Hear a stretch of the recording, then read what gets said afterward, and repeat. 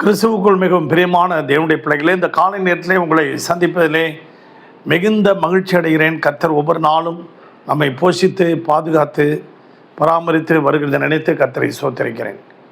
இன்றைக்கும் தியானத்துக்கு எடுத்துக்கொண்ட வேத வசனம் யோவான் 8ஆம் அதிகாரம் 28-29 நாம் பார்க்கும்போது, என் பிதாவுக்கு நான் பிரியமானதை செய்கிறபடியால் அவர் என்னை ஒரு நாளும் தனியே என்னை விடவில்லை. என்னை அனுப்பினவர் என் கூடவே இருக்கிறார், என்னை அனுப்பினவர் என் கூடவே இருக்கிறார் என்று சொல்லுகிறார்.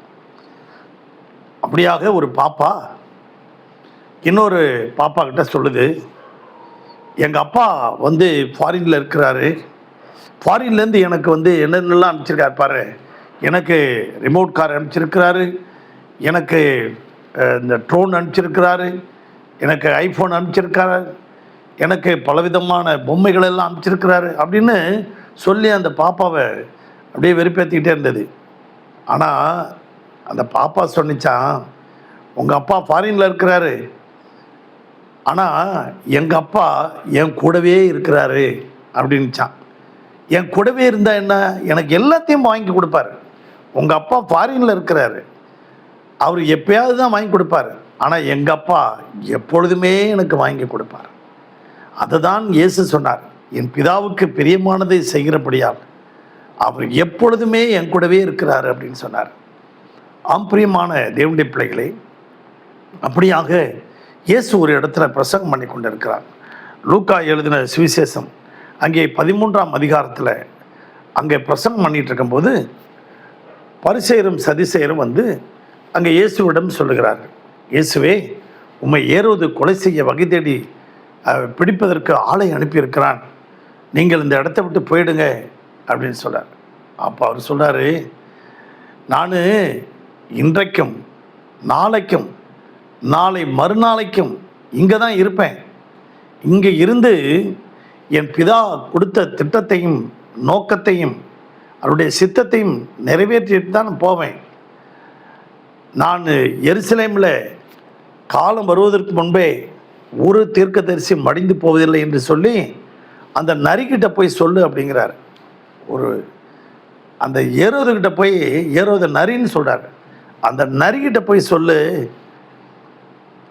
நான் எங்கள் அப்பாவுடைய சித்தத்தை நான் நிறைவேற்றி தான் போடுவேன். இன்னொரு இடத்துல ஆண்டவர் சொல்கிறாரு, இயேசுவை பிடிக்க வந்த போது சொல்கிறாரு, என் மேலே நீங்கள் கையை போட முடியாது, பரலோகத்திலிருந்து உத்தரவு கொடுத்தால் ஒழிய நீங்கள் என் மேல் ஒருவரும் கை போட முடியாது என்று இயேசு அங்கே சொல்லுகிறார். ஆம் பிரியமான தேவனுடைய பிள்ளைகளே, அப்படியாக யோசேப்போடவே கர்த்தர் இருந்தார். யோசேப்பை யாராலும் எதுவுமே செய்ய முடியல. யோசேப்பை பார்த்தீங்கன்னா அடிமையாக விற்கப்பட்டான்.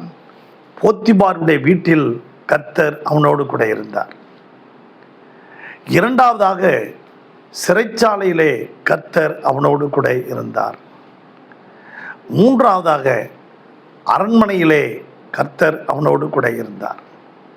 யோசேப்பை எந்த விதத்திலேயாலும் அழிக்கலாம் என்று நினைத்தார்கள், முடியல. ஏனென்றால் கர்த்தர் கூடவே இருக்கிறார். அவர் கொடுத்த திட்டம், அவருடைய சித்தம், அவருடைய நோக்கம் நிறைவேற வரைக்கும் யோசேப்பை அழிக்கவே முடியல, இயேசுவை அழிக்கவே முடியல, பிதாவினுடைய சித்தத்தை நிறைவேற்ற வரைக்கும் அழிக்கவே முடியல. அதே போல் உங்களோடு கூட இயேசு இருக்கிற வரைக்கும் உங்களை யாருமே ஒன்றுமே செய்ய முடியாது. அன்பு தேவனுடைய பிள்ளைகளே, கர்த்தர் உங்களோடு கூட இருக்கிறாரா? ஆம். இன்றைக்கு அவருக்கு பிரியமானதை செய்கிறபடியால் அவர் என் கூடவே இருக்கிறார். அவருக்கு பிரியமானது என்ன?